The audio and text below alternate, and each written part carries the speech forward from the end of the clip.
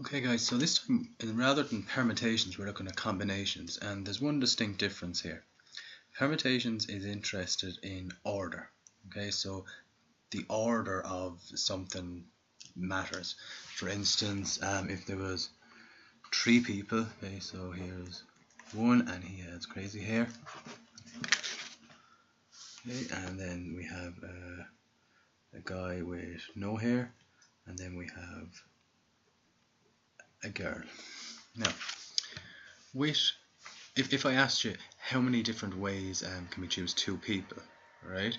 If it was combination, or sorry, if it was permutations, we would be interested in the order. So for example, how many different ways can I choose 2 people from this? Well, we would go 3 multiplied by 2. The reason I do that is because I am interested in the order. So if I chose this fella first and then chose her, it would be different to choosing her first and then choosing him, okay, because the order would be different. However, with combinations, I don't care. With combinations, I don't care if I choose her first and him second, or him first and her second.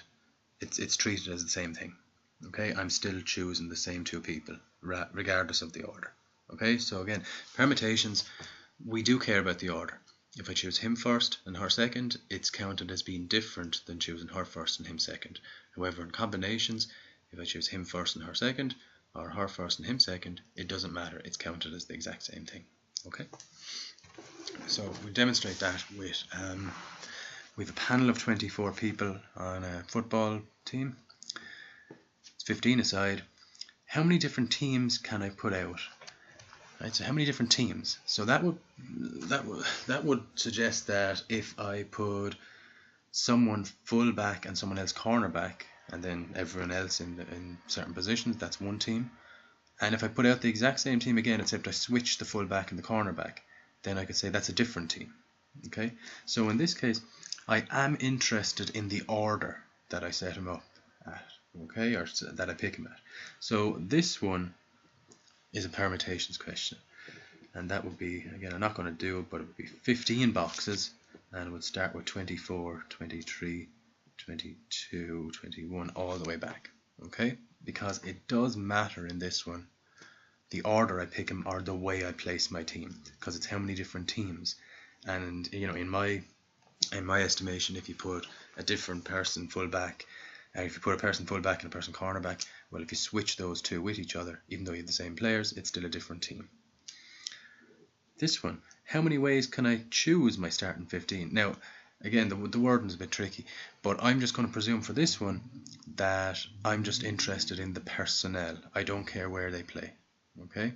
So it doesn't really matter who I choose, first or second or whatever. It's just how many, I suppose, the 15 players are the same regardless of where they play, okay? So this is just looking at how many different ways can I choose 15 players from the 24. So how we do this, we will use the button on the calculator. We'll use this choose button, and all I want to see is how many different ways can I choose 15 people from 24. Again, the order doesn't matter, where I place them doesn't matter in the team, it's just how many different, I suppose, choices of choosing 15 people from 24 have I. Okay, so I hope that makes sense. It might do more when we look at some of the questions.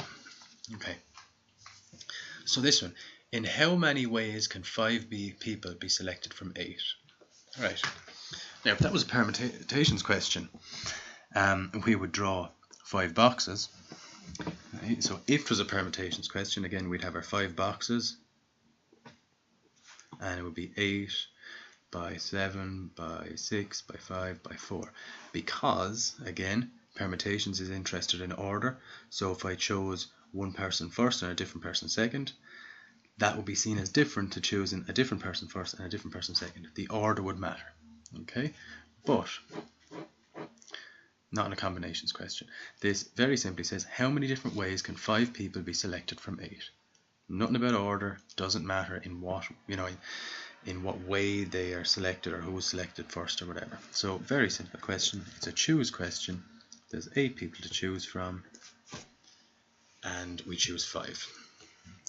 Okay, and the answer is 56. Okay, let's keep going. In how many ways can a committee of 6 people be chosen from 5 men and 4 women, if each committee must have 3 men and 3 women? Okay, first of all, we're going to look at, it's one committee, but it has to be made up of 3 men and 3 women. Right, so there's our stipulation. So we're going to have 2 different choices to make. Right? So the first one is we're going to have 5 men and we're going to have to choose 3 of them. And we're going to have 4 women and we're going to have to choose 3 of them. Okay, you see what I'm after doing there? So again, I am relying on a bit of intuition here to break the question up and say, well, hold on, we have 6 people, but 3 of them must be women, 3 of them must be women, 3 of them must be men. How many men have I to choose 3 from? How many women have I to choose 3 from? Okay. Okay, so the answer is 5 choose 3, if you do it on your calculator, is 10, and 4 choose 3 is 4. Now, we haven't quite got to it yet, but you would have done it in your junior cert. And in probability, okay, anytime you hear the word and, that means multiply. Okay, so 10 multiplied by 4 is 40. Okay? Anytime you hear and or, the word and is implied, right? But here we have heard the word and. Look, 6 people have chosen 5 men and 4 women. Again, we break up the question, and we do realise that we have to choose 3 from 5 and 3 from 4. Okay, last 2 questions, guys. Again, a little bit trickier, these ones. What I would suggest with these questions as well is, if there's a lot of writing, sketch out what's actually going on. Okay, so get rid of the writing and maybe sketch it out in the corner. Anyway, there are 8 people, including Mr. and Mrs. Jones. So this is what I generally do. 8 people, Mr. Mrs. Jones, on a committee. How many subcommittees of 4 can be selected? So a subcommittee is a smaller committee chosen from that committee.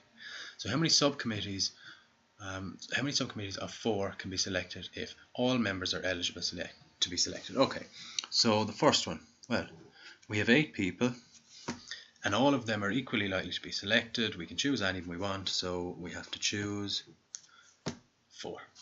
Okay, so 8 choose 4 is 70. So there's 70 different ways of choosing that committee. Again, does it matter that one of these 8 will be chosen before or after the other? No, it doesn't. Okay, that's permutations. This is combinations, and order doesn't matter.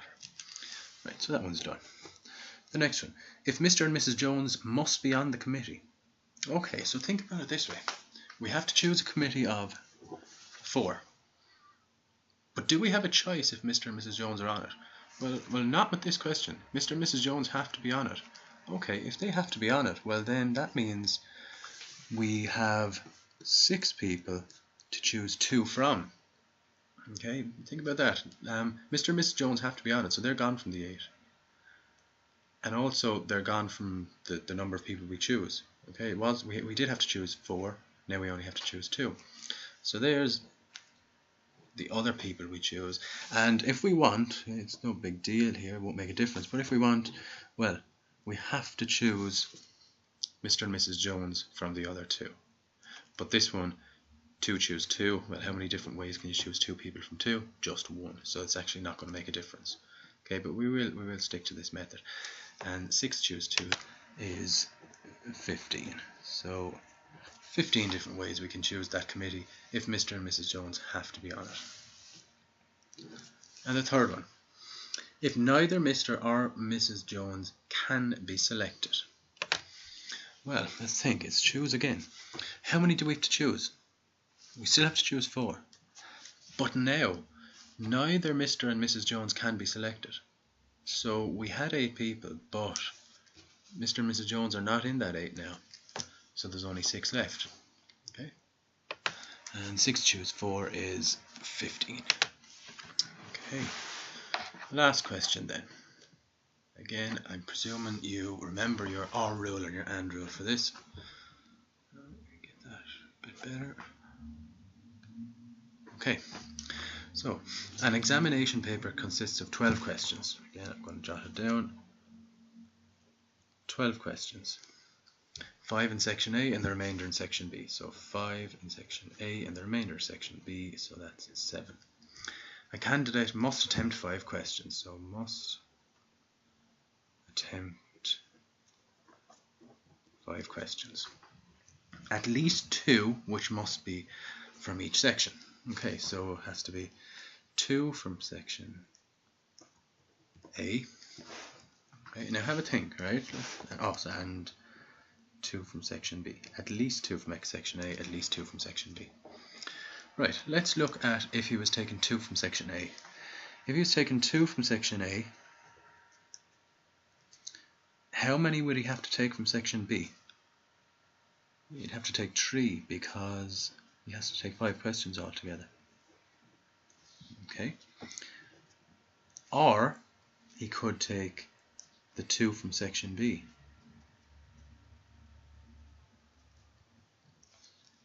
And in that case, if he does take the 2 from section B, he's going to have to take 3 from section A. Okay, now let's look at this. He's going to take 2 from section A and 3 from section B, or he's going to take 3 from section A and 2 from section B. Right. And means multiply, or means plus. Right, so here we go. How many are in section A? Over here, 5. So all this means he has to choose 2 from section A, and there's 5 in section A, so it's 5, choose 2, multiply by 3 from section B. Section B has 7, so it's 7, choose 3, or there's plus 3 from section A, so it's 5, choose 3, and multiply 2 from section B, which is 7, choose 2. Okay, so very lastly, 5 choose 2, well that is, I'll do it in green, 5 choose 2 is 10. Okay.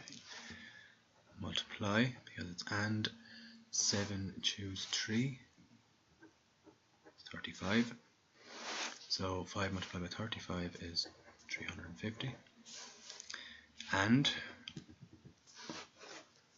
5 choose 3, that's also 10. And 7 choose 2 is 21. And that is 210. So we have this and this, so we multiply the 2, we get 350. We have this and this, we multiply the 2, we get 210. And we can choose 2 from section A and 3 from section B, or means plus 3 from section A and 2 from section B. So our answer is going to be, we'll add the 2 of them and we get 560. Okay, so there's 560 different ways of the student choosing these particular questions. Okay, hope that helps, lads. Good luck.